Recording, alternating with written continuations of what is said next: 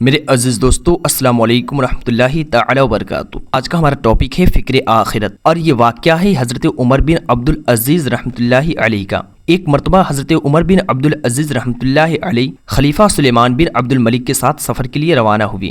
پہلے دور میں اونٹ اور گھوڑوں وغیرہ پر سفر ہوتا تھا اور خادموں کے ذریعے خیمے اور ضرورت کا سامان پہلے سے منزل پر پہنچا دیا جاتا تھا تاکہ وہاں پہنچنے تک خیمے تیار ہوں۔ خلیفہ سلیمان بن عبد الملک اور دیگر لوگوں نے اپنے خیمے آگے بھیجوا دیے، مگر حضرت عمر بن عبدالعزیز رحمۃ اللہ علیہ نے اپنا سامان اور خیمہ پہلے سے آگے نہ بھیجوایا۔ جب منزل پر پہنچے تو ہر شخص اپنے خیمے میں چلا گیا، لیکن حضرت عمر بن عبدالعزیز رحمۃ اللہ علیہ کہیں نظر نہیں آ رہے تھے۔ خلیفہ نے خادموں سے کہا، جاؤ انہیں تلاش کرو۔ تلاش کیا گیا تو آپ اس حال میں ملے کہ ایک درخت کے نیچے بیٹھ زارو قطار رو رہے ہیں۔ خلیفہ کو اطلاع دی گئی۔ اس نے آپ رحمۃ اللہ علیہ کو بلا کر پوچھا، اے ابو حفص عمر بن عبدالعزیز، آپ کیوں رو رہے ہیں؟ حضرت عمر بن عبدالعزیز رحمۃ اللہ علیہ نے فکر آخرت میں ڈوبا ہوا سبق آموز جواب دیا۔ فرمایا، مجھے قیامت کا دن یاد آ گیا۔ آپ نے فرمایا، دیکھیے آپ سب نے پہلے سے خیمے بھیجے تھے، آپ آتے ہی اپنے اپنے خیمے میں چلے گئیں، مگر میں نے گھر سے کوئی چیز آگے نہیں بھیجی تھی، اس لیے مجھے یہاں کچھ نہیں ملا۔ قیامت میں بھی یہی حال ہوگا، جس نے جو کچھ آگے بھیجا ہوگا